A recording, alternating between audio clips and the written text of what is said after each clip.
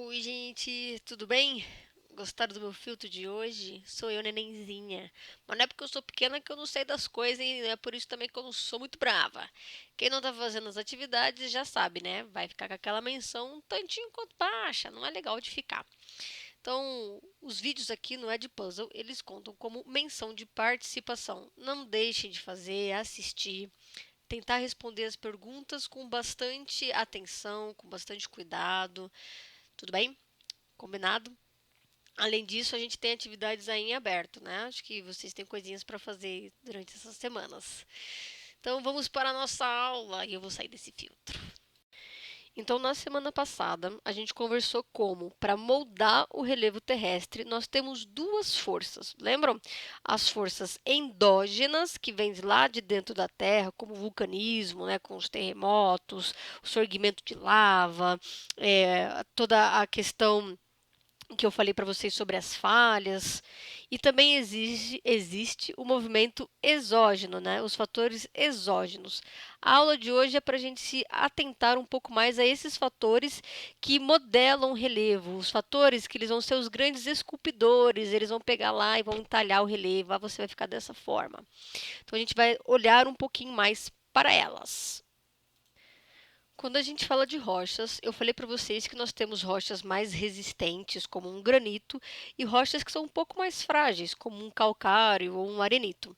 Mas mesmo as rochas mais resistentes de todas, elas sofrem um processo erosivo. Mesmo a rocha mais resistente pode ser intemperizada. Opa, pera lá, erosão, intemperismo? Que de raios é isso? Vamos descobrir agora, tá? Primeira coisa que a gente precisa saber é que são conceitos diferentes. Uma coisa é erosão e a outra coisa é intemperismo. É claro que as duas elas andam lado a lado, as duas fazem parte de um mesmo processo, que é esse desgaste das rochas, mas elas têm algumas características diferentes. Vamos por parte primeiro, então. Intemperismo, essa palavrinha feia, né? Ela é o processo geral pelo qual as rochas são destruídas na superfície da Terra. Bem simples, né? É isso, toda rocha ela está sendo intemperizada. Só as rochas? Não, tudo, né? Você está lá fora, você está sofrendo o quê? Com as intempéries do tempo, né? Então, essa palavra ela pode ser aplicada, né? De uma outra forma. Mas ela inicialmente aqui para gente, dentro da geologia, né, dentro da geografia física, ela serve para falar sobre esse desgaste das rochas. E ela é dividida em três tipos. O primeiro deles é o intemperismo químico, que ocorre quando os minerais de uma rocha são quimicamente alterados ou dissolvidos. Um grande fator disso é, com certeza, a ação da chuva, né?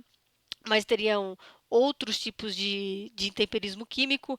Por exemplo, é, vocês vão ver, daqui a pouco eu volto para esse exemplo, porque esse exemplo é pesadinho. Nós temos o intemperismo físico, que é quando a rocha sólida ela é fragmentada. Então, a mesma chuva que pode, né, intemperizar quimicamente, ela também pode fazer o intemperismo físico. Afinal, água mole, pedra dura, tanto bate até que fura. Mas a diferença de temperatura também pode fazer com que isso ocorra. Então, por exemplo, de manhã está muito calor e à noite está muito frio. E nisso, vários dias seguidos. Muito calor, muito frio, muito calor, muito frio. Uma alta amplitude térmica. O que vai acontecer com a rocha que está sendo exposta a essa variação? Uma hora ela vai acabar se rompendo, ela vai quebrar por conta dessas oscilações. E isso foi um intemperismo físico. E, claro, o intemperismo biológico. Não são todos os autores que colocam o intemperismo biológico como um elemento definidor. O intemperismo químico e o físico, eles são com certeza existentes e eles são bem classificados dentro da geologia. Agora, o intemperismo biológico não foram todos os autores que eu li que colocam ele como um intemperismo à parte. Por quê? Por exemplo, um exemplo de intemperismo biológico é os animais fazendo xixi, né? O xixi que pode ali ter alguma substância, né, química que vai afetar ali a composição da rocha, seria o intemperismo químico, né? Não é o intemperismo biológico, é o intemperismo químico. Claro que é provocado, né, aí pela atuação das plantas e dos animais, né? Que tem um papel importante que vem dos seres vivos. Mas o que os seres vivos acabam fazendo é exatamente a mesma coisa do que aquilo que nós chamamos de químico e físico. Então não tem exatamente um consenso sobre isso. Mas vamos ficar com esses três, tá bom? Vamos partir do princípio que existe o químico, o físico e o biológico. o químico aí que vai alterar, né, algumas propriedades minerais das rochas, o físico, que são processos mais mecânicos, como eu falei para vocês, de expansão e retração das rochas, e o intemperismo biológico a partir, né, desse papel dos animais, tanto e das plantas também, né? Tanto de uma maneira química quanto de uma maneira física.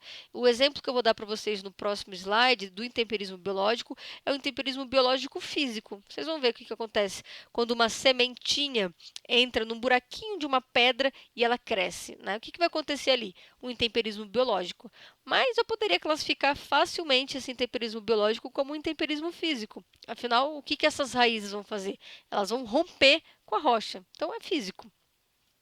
O intemperismo, então, ele está bastante focado nesse processo que vai intemperizar a rocha, né? Já a erosão, ela é o processo, né? É a parte que a rocha ela sofreu com o intemperismo, mas ela também vai ser transportada, né? Então, toda essa parte de transporte das rochas, dos fragmentos das rochas, né, dos sedimentos, a gente chama de processos erosivos, tá bom? É claro que tem vários tipos, então, de erosão, né? Vários tipos de processo que transporta esse material, né? E a gente vai estudar um pouquinho cada um deles. Então, nós temos a erosão pluvial, né? Pluvial vem da chuva. Aqui, nessa imagem que eu separei para vocês, a gente pode ver aí uma bela de uma rachadura no solo, né? Para cada tamanho de rachadura no solo, a gente tem um nome. Pode ser um sulco erosivo até uma vossoroca, né? Essa palavrinha feia, né? O que é uma vossoroca? Uma vossoroca é um processo de erosão pluvial um pouco mais acentuado, que de tanto erodir já conseguiu alcançar o lençol freático, tá bom? Então, eu não saberia dizer para vocês se essa é uma vossoroca, né? Pode ser só uma ravina, que é um outro nome para esse mesmo processo erosivo, né?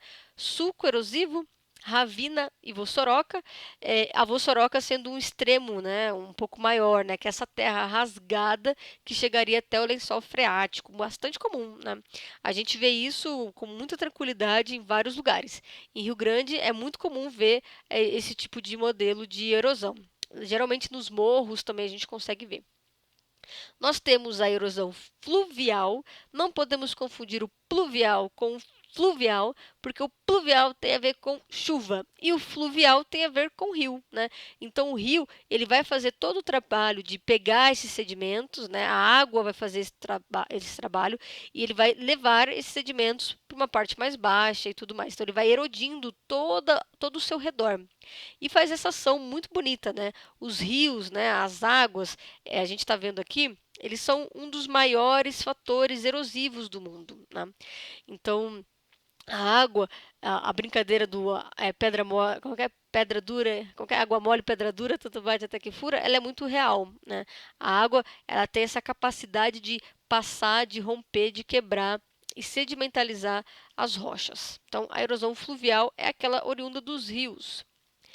Nós temos também, aí falando de água, a erosão marinha, que são aquelas que a gente encontra nas encostas, perto do oceano, né? Então a gente tem aqueles terrenos que eles vão sofrer erosão através da força das ondas da maré, das ondas, né?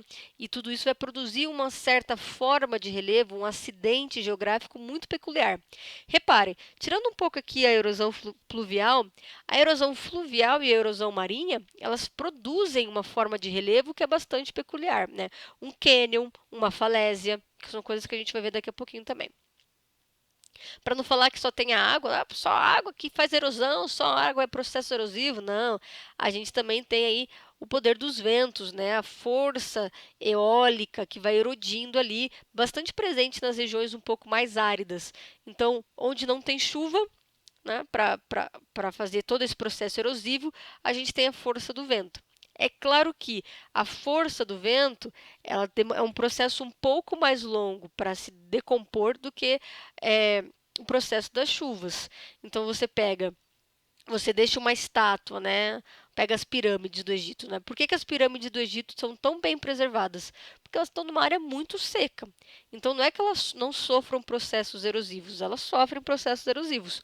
Porém, contudo, todavia, é bem mais lento do que se tivesse a mesma pirâmide aqui no Brasil, no meio da floresta amazônica, né? Que é uma floresta úmida, que chove o tempo todo, ela seria muito mais erodida. Então, a existência desses lugares, né, preserva muito mais, né, a existência das pirâmides nesse modelo de lugar preserva até muito mais as pirâmides do que se tivesse em outro.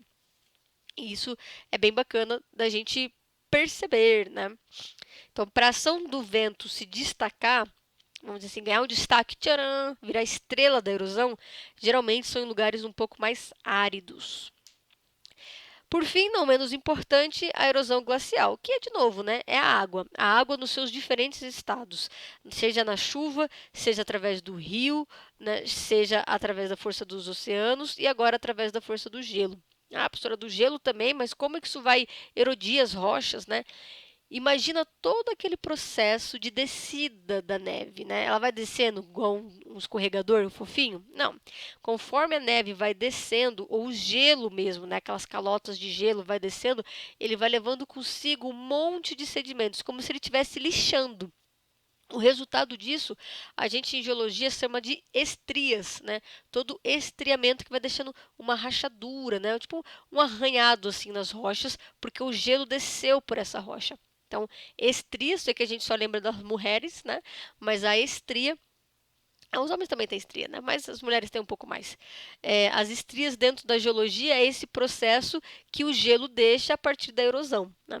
Então, é muito legal quando a gente encontra uma estria, porque isso demonstra que aquela área já sofreu com processos erosivos glaciais.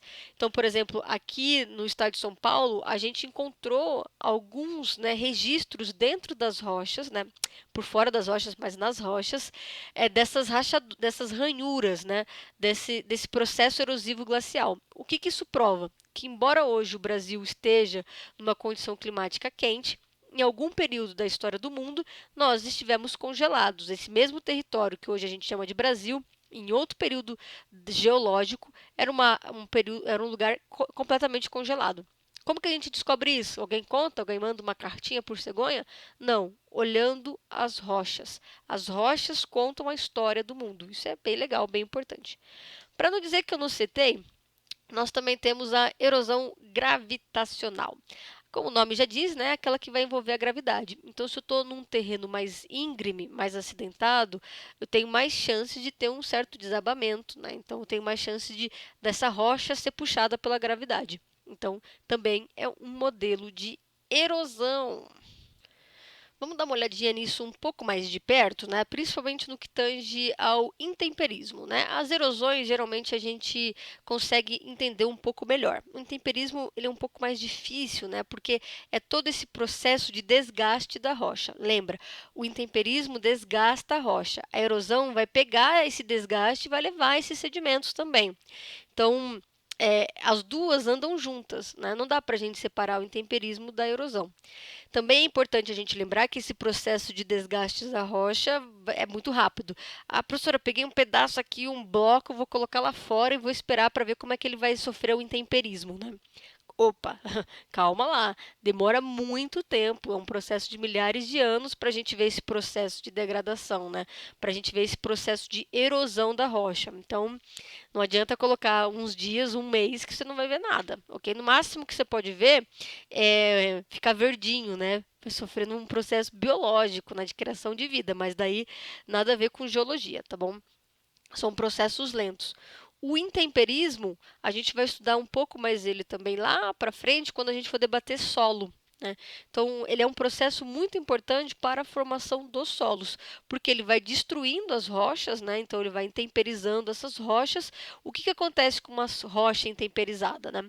Ela pode sofrer, né, uma diagênese e virar uma rocha sedimentar, mas ela também pode virar solo, né? Então, o intemperismo ele é fundamental para a gente entender o processo da formação dos solos. Vamos lá para o próximo. Então, vamos aqui com alguns exemplos, né? O intemperismo químico, separei aqui para vocês. Então, nós teríamos, olha que incrível, olha essa imagem, né? Se a gente está andando pela rua e de repente olha esse montoado de pedras assim, E você pensa, pô, quem que será que juntou as rochas desse jeito, né? Colocou uma em cima da outra tão orquestradinha. A gente poderia até pensar que foi um ser humano que fez isso daí. Mas a verdade é que essa rocha sofreu um intemperismo químico. Como? Bem, provavelmente, né, a gente teria que ao redor dessas rochas que estão aqui, por cima delas, né, cobrindo elas, nós teríamos uma rocha, né, menos resistente, né? Ou seja, quase um solo também, talvez, ou pedacinhos, né, de solo. E aí, devido, né, à água, né, à força da chuva, principalmente quando a gente pensa nas chuvas um pouco mais ácidas, né, essa parte que é um pouco mais frágil, que ela é menos resistente do que a parte, né, que são esses rochões, que em geologia a gente chama de matacão, né? O que acontece? Então sai essa parte que está lá em cima, que são as partes mais frágeis, e sobram essas rochas um pouco mais encaixadinhas. Fica bonito, né? Eu acho legal esse exemplo aí, acho bonito. É bonito, gente. Geologia é lindo, eu acho maravilhosa. Aqui, aquele exemplo que eu falei sobre o intemperismo biológico, né? Cai lá as sementinhas da árvore, no meio do buraco lá na rocha, pá! De repente, cresce a árvore, a sua raiz quebra a rocha, né? Ah, professor, isso daí é um intemperismo físico. Concordo, né? A gente teve um rompimento da rocha, é um intemperismo físico. A partir da ação biológica, a gente poderia dizer. E por fim, aqui outro exemplo de intemperismo físico, né? Aqui já é mais uma relação com o gelo, né? Então a água ela entraria em algumas rachaduras da rocha, né? Ela se expandiria, né, com o congelamento. Então, não sei se isso já aconteceu com vocês. Você coloca água, né, numa garrafa PET e vai congelar. Amanhã eu vou fazer gelo, vou na praia, vou congelar água. Aí o que acontece com a garrafa PET? A garrafa PET estoura. Pá! Por quê? Porque a água congelada se expandiu. É a mesma coisa que acontece com a rocha, né? Então, toda vez que a água ela iria penetrando um pouco mais dentro das rochas, dentro dessas fissuras da rocha, chegaria um momento que com esse movimento de expansão, quando a água congela, isso poderia quebrar a rocha, como a gente está vendo aqui nessa imagem. Isso é um intemperismo físico, tá bom? Se a gente pudesse falar assim, ah, professora, beleza, esses foram os intemperismos, mas eu não poderia falar que isso são erosões? Com certeza. A partir do momento que a gente fala do transporte, né, desses sedimentos, a gente está falando de erosão. Aqui, por exemplo, é um intemperismo pluvial. Aqui, aqui não, perdão, erosão pluvial. Aqui não necessariamente, olha só que interessante, aqui não necessariamente um modelo de erosão, né? Talvez depois viesse o vento, talvez depois viesse a água e levasse esses sedimentos que essa árvore rompeu. Então, o intemperismo tem a sua diferença aí com o processo erosivo, né?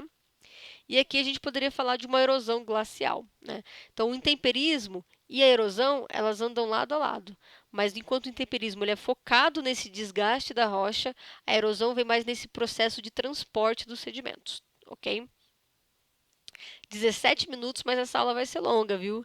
Se prepara aí, senta aí a bunda aí nessa cadeira, bebe uma água, pega uma pipoquinha, que a gente vai ficar aqui uns bons minutinhos, tá? Quando a gente então fala de intemperismo, olha só que bacana que é essa tabela, né? Olha só, duração do intemperismo. Então aqui a gente tem alguns fatores, né? E quais são os resultados nisso no relevo. Então, duração do intemperismo. Há menos intemperismo, erosão e formação de solo, quanto mais curto for o período de tempo, né? Então, menos tempo durar, você está ali exposto ao intemperismo. Então, é óbvio, né? Você deixa lá muito tempo exposto, ele vai sofrer mais intemperismo, né? Segundo, né, o tipo de substrato rochoso, né? Então, olha só, a gente tem minerais que são mais estáveis, que resultam em temperismo menos intenso, e temos minerais mais instáveis, né, que resultam em temperismo mais intenso. Por fim, né, a questão com o clima. Como eu falei para vocês, ó, quando a gente tem uma quantidade de chuva, né, elevada, a gente vai ter aí uma relação muito forte com o intemperismo. Vamos começar aí pelas temperaturas. Temperaturas mais baixas, a gente vai ter uma relação com menos intemperismo químico, né? Porém, a gente vai ter aí, ainda vai sofrer alguma coisa, mas vai ser bem menor. Aqui já não, né? Mais intemperismo físico. Então, olha só que interessante. Nas temperaturas mais baixas, nós temos menos intemperismo químico e mais intemperismo físico. Já nas temperaturas mais altas, é o inverso. A gente tem menos intemperismo físico e mais intemperismo químico. E em relação à quantidade de chuva, com pouca chuva, a gente tem menos dissolução de minerais, intemperismo físico, fragmentação e erosão. Com muita chuva, aí a gente vai ter mais dissolução de minerais, mais produção de argilo-minerais, produção de partículas de pequeno tamanho e erosão. Né? Então vai ser muito bem transportada. Aí, claro, a acidez da chuva tem uma relação muito forte e a relação com o relevo. Né? Então, uma encosta íngreme, né, morrão, vai ter menos intemperismo químico e mais intemperismo físico. Uma encosta mais suave vai ter menos intemperismo químico, né, menos intemperismo físico e mais intemperismo físico. Eu vou colocar essa tabelinha para vocês, né, no material de aula de hoje, né? Todo esse PowerPoint vai estar para vocês, porque eu finalmente terminei ele. E aí vocês podem depois olhar melhor, né, para essa tabela, né? É difícil gravando um vídeo, eu acabo confundindo uma coisa aqui, outra coisa ali. Então vocês podem olhar melhor depois. Agora sim, a gente vai para as formas de relevo e os acidentes geográficos. Então, na aula passada, até posso voltar aqui para mostrar para vocês. A gente estudou mais esse tipo de relevo, né? Então, nós estudamos a planície, o planalto, né? Eu expliquei para vocês quais são as diferenças, um pouquinho em relação à depressão, depressão relativa, depressão absoluta, né? A gente falou um pouquinho sobre esse tipo de relevo. Hoje a gente vai estudar outros, fiquem aí para ver. Outros tipo montanha, né? Montanha não tem um consenso muito dentro da comunidade. A gente sabe só que ela envolve grandes altitudes. Mas, né, aqui está 300 metros, né? É interessante, né? Porque 300 metros também pode ser um planalto, né? Então, a gente tem planalto no Brasil com 900 metros. Então, é bem relativo, né? Mas a gente geralmente, né, fala bastante de montanha com associação com a força tectônica, né? Então, quando a gente fala de montanha, qual é a principal força que está em volta dela? Endógena ou exógena? Com certeza é endógena. Né? Por quê? Porque a montanha ela é formada através desse processo de vulcanismo, né? Da força das placas tectônicas e tudo mais. Então, nesse caso, eu trouxe aqui para vocês, a gente estaria falando mais de forças endógenas. Mas eu queria focar com vocês hoje nas forças exógenas. Então, a falésia, por exemplo, né? A falésia ela é uma escarpa. Lembra? Eu cheguei a falar com vocês sobre isso. Escarpa é um paredão, né? Tipo a Serra do Mar. Serra do Mar é um paredão que liga ali São Paulo até a planície litorânea. Aqui ela é a mesma coisa. Olha só esse paredão. Olha que paredão bonito. Cadê meu mouse aqui? Ops, volta. Olha que paredão bonito. Isso aqui é uma escarpa, né? É um relevo escarpado. Eu posso usar escarpa, então, quanto adjetivo, né? Ah, aquele lugar é meio escarpado, né? Porque ele é meio paredão, retão. A falésia, então, ela é uma escarpa. Porém, ela é uma escarpa costeira, né? Ou seja, ela está ali no litoral. E o legal da escarpa é porque ela tem esse contato do mar com a rocha, né? Com esse paredão. Então, é uma erosão marinha. É o exemplo clássico da erosão marinha, que vai chamar, né? É isso aqui que a gente chama de plataforma de abrasão, né? Essa erosão abrasiva, né? Então, a água vai vir, a onda bate aqui por baixo, né, do relevo, até que ele caia, até que ele caia, até que ele caia. Então, a gente pode ter até uma falésia bem antiga, onde quase a gente não consiga ver essa relação com os morros, né? Então ela foi completamente erodida. Bacana. Elas também formam, dá para ver aqui só um pouquinho, né? Esses meio que essas caverninhas, né? Que dá para você passar por baixo. Né? A gente vê bastante falésia quando a gente assiste alguns filmes gringos, né? Aquela série Annie with Annie. Várias cenas, ela corre até um penhasco, né? Aquele penhasco é o quê? É uma falésia, né? Bem bonita, inclusive as cenas são bem bonitas. Nós também temos a Bahia. Aqui o exemplo maior, né, é a Baía de Guanabara. Então, Rio de Janeiro, credo que horror, Deus me livre. Então, Baía de Guanabara. O que é uma baía? Né? A Bahia é o estado, professor. É muito legal, né? Acarajé, Vatapá. Não. Bahia também é um acidente geográfico. É um acidente geográfico litorâneo, inclusive, né? A Bahia é uma reentrância, né, da costa pelo qual o mar avança. Dá para perceber que o mar está avançando ao continente, né? Que a gente está tendo uma entrada, né, desse mar para o continente. Então a gente tem todo esse formatinho aqui, ó. Isso aqui, ó, é uma baía. Ou como está aqui na imagem, ó, é uma baía. Geralmente a entrada da baía, como está aqui, ela é um pouco mais estreita, né? Então ela faz essa entradinha estreita e depois ela se alarga, né? Isso é bem interessante. A gente vai ver aqui agora o Golfo. O Golfo ele é muito parecido com a Bahia, né? Olha aqui, olha aqui, olha aqui, olha aqui. Só qual é a diferença? O Golfo ele é bastante grande, como o Golfo do México, né? Então, olha só que gigantesco que é essa é uma super baía, vamos dizer assim, né? Então, essa reentrância do mar é bem grande, né? E essa seria a principal diferença do Golfo. Também tem o Golfo Pérsico, né? Toda vez que o mar ele está adentrando ali, né? Ele está fazendo essa reentrância, a gente vai chamar ou de baía se for pequeno ou de Golfo se for grande. Por fim, as polêmicas. As polêmicas. A península. É isso mesmo que vocês estão pensando. Península vem, isso mesmo, península vem de pênis, né? Vem da ideia que é o contrário de uma baía, né? Então, quanto uma baía, né, a gente vai ter o mar avançando no interior, na península a gente vai ter uma faixa de terra mais alongada que se prolonga no oceano, né? Então, seria o oposto. Eu até brinco, né? Piada besta. Que se existe a península, a Bahia devia ser uma vaginínsula, né? Nada a ver, porque aqui é uma vaginínsula, olha lá, uma Bahia. Isso aqui é uma península, lá é uma vaginínsula. Brincadeiras bobíssimas à parte, né? É dessa forma que a gente vai chamar então a península. Aqui o exemplo é a península da Flórida, mas a gente pode pensar na península da Itália, a gente pode pensar na península ibérica, né? Toda reentrância, né, toda faixa de terra um pouco mais alongada e cercada e ligada ao continente, mas cercada de três lados, né, vamos dizer assim, né, por aqui, por aqui, por aqui, pelo oceano, a gente vai chamar de península. Assim como a península é um prolongamento, né, da faixa de terra, nós temos o istmo, né? A diferença do istmo é que ele seria um pouquinho mais estreito. Ali na América Central, né, já olharam o mapa da América como um todo, né? Tá aqui a América do Sul, América do Norte e tem todos os países da América Central ligando, né? A América do Norte com a América do Sul. Ali também é chamado de istmo, né? Então eu sei que aqui nessa imagem tá uma coisa pequena, né? Tipo, uma área ou outra, quase uma passarela, né? Onde a gente consegue passar. Isso seria um istmo.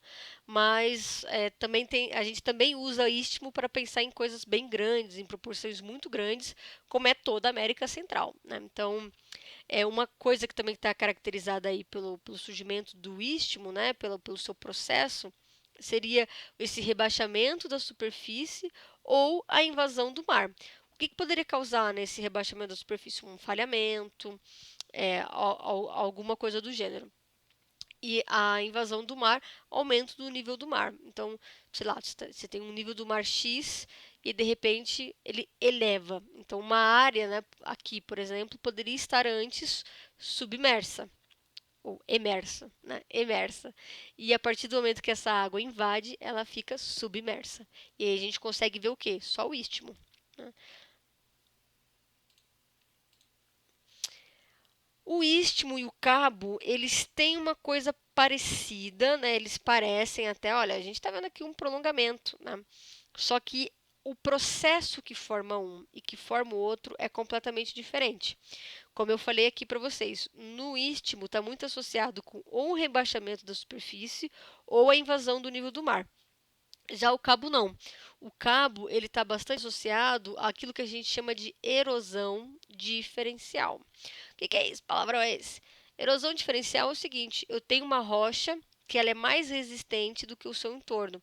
Igual lá naquele processo químico de temperismo químico que a gente viu, aqui é a mesma coisa. Então eu tenho possivelmente as rochas que ficavam aqui ao redor, elas eram rochas um pouco mais frágeis. Então, conforme o mar foi avançando, né, causando intemperismo e todo o processo erosivo, essa rocha que era um pouco mais resistente, ela se manteve, enquanto a outra foi erodida e foi-se embora, seguiu seu rumo, foi para algum lugar bonito. Nos cabos, né, tem esse costume assim bem comum mesmo de colocar os faróis, né? Porque eles ficam em uma posição um pouco mais à frente do continente, né, do território, do terreno, então eles estão à frente, então teria essa coisa de localizar o local e também se constroem bastante fortes, né, militares, exércitos, porque quando alguém tentar invadir aqui, né, caso alguém tente invadir esse território, tem exército aqui prontíssimo para defender antes que a galera consiga chegar na terra, né, no continente em si. Então, muitos cabos, muitas fortificações militares são construídas aqui no cabo, né, na toa que chama cabo. Se nós falamos de exemplos até agora, basicamente de erosão da água, eu quero mostrar para vocês exemplos de erosão eólicas. E o Inselberg, ele é bem interessante também para a gente pensar nessa mesma coisa que eu falei para vocês sobre erosão diferencial. Por quê? A gente teria ali uma rocha ao redor dessa daqui, dessa principal, né? Só que com a ação do vento, né, dela ser bastante erodida, aquilo que a gente chama de erosão paralela, né, não é de cima, é dos lados, né? Ela vai sendo erodida pelos lados. A gente teria uma rocha um pouco mais resistente do que o seu entorno, né? Então, geralmente a gente encontra um Inselberg numa região que ela é plana, né? Então, tipo, tá lá numa planície enorme, uma região até quase desértica, e de repente tem esse relevo que se sobressai, né? Por que aquele relevo, esse daqui no caso, ele consegue se manter enquanto todo o seu entorno foi erodido? Possivelmente porque ele vem de algum material, alguma rocha que tem algo que o diferencie, que faz com que a erosão que ele sofre, que no caso aqui é eólica, seja um pouco mais branda, não mais branda, né? Mas que ele consiga resistir mais, né? Então, isso que vai formar o Inselberg, que é muito parecido. Ah, não, cadê os cogumelos? Não coloquei. Ah, droga. Deixa eu ver se lá na outra imagem tá os cogumelos. Espera aí. Coloquei só os cogumelos aqui, poxa vida. Aqui, tá vendo esse formato de relevo bem estranho, né?